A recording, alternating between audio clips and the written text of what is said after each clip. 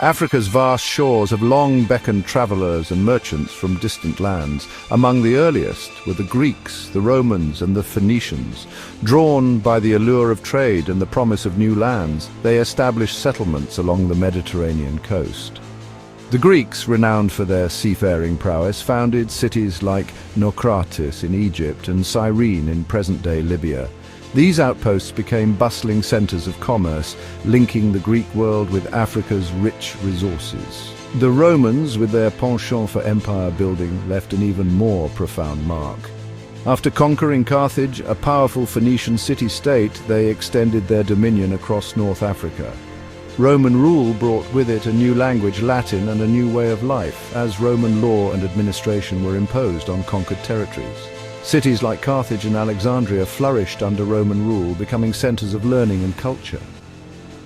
The Phoenicians, master seafarers and traders, had established a network of trading posts along the African coast long before the arrival of the Greeks and Romans. Their most famous colony, Carthage, grew into a formidable empire in its own right, rivaling Rome for dominance of the Mediterranean. The Phoenicians introduced the alphabet to Africa, a testament to their enduring legacy as cultural intermediaries. Their interactions with the indigenous populations of Africa varied. While there was cultural exchange and intermarriage, there were also conflicts and power imbalances. These early encounters set the stage for the complex and often fraught relationship between Africa and the outside world in the centuries that followed. The legacy of these ancient civilizations is etched into the very fabric of North Africa, a testament to the enduring power of cultural diffusion and exchange.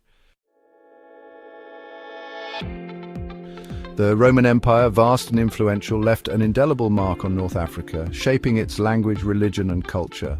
Latin, the language of Roman administration and literature, spread throughout the region, becoming the foundation for numerous Romance languages spoken today.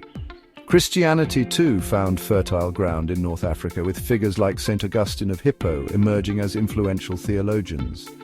Yet, the Roman Empire's grip on North Africa eventually weakened, paving the way for the rise of a new power, the Arab Empire. The arrival of Arab armies in the 7th century AD ushered in a new era for North Africa. Driven by the fervor of Islam, a new monotheistic religion that originated in the Arabian Peninsula, the Arabs swept across North Africa, integrating it into a vast empire that stretched from Spain to India. Arabic, the language of the Quran, the holy book of Islam, became the lingua franca of this vast realm, supplanting Latin and other indigenous languages. The spread of Islam was rapid and transformative. Mosques, with their soaring minarets, dotted the landscape, serving as centers of worship and learning. Islamic law and customs became deeply intertwined with the social fabric of North Africa. The Arab conquest was not merely a military triumph, it was a cultural and religious revolution that profoundly reshaped the identity of North Africa. However, the Arab conquest did not erase the rich tapestry of cultures and languages that existed in North Africa. Berber communities, the indigenous inhabitants of North Africa, retained their distinct languages and customs, even as they embraced Islam. This fusion of Arab and Berber cultures gave rise to a unique and vibrant civilization, characterized by its artistic brilliance, intellectual dynamism, and spirit of tolerance. The legacy of Roman and Arab influence continues to shape North Africa today, a testament to the enduring power of empires to leave their mark on the world.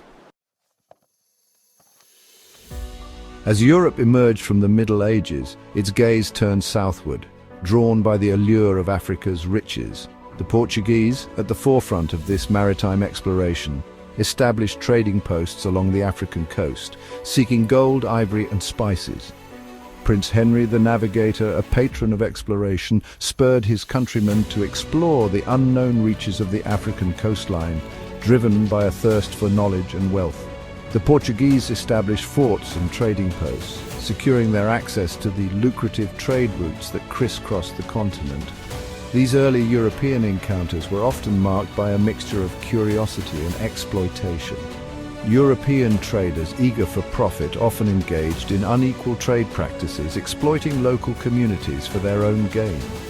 The transatlantic slave trade, a dark chapter in human history, emerged as a consequence of this insatiable demand for labor in the Americas. Millions of Africans were forcibly transported across the Atlantic, their lives and cultures forever altered by this brutal system of forced migration. Yet these early encounters were not solely defined by exploitation. There were instances of cultural exchange and collaboration. African rulers and merchants often engaged in trade with Europeans on their own terms, leveraging their access to valuable resources to their advantage. Some African kingdoms, such as the Congo Kingdom, even converted to Christianity, seeking to strengthen their ties with European powers. The establishment of European coastal enclaves marked the beginning of a new era in Africa's relationship with the outside world. While these trading posts were initially confined to the coast, they served as a prelude to the more extensive colonization that would follow in the centuries to come.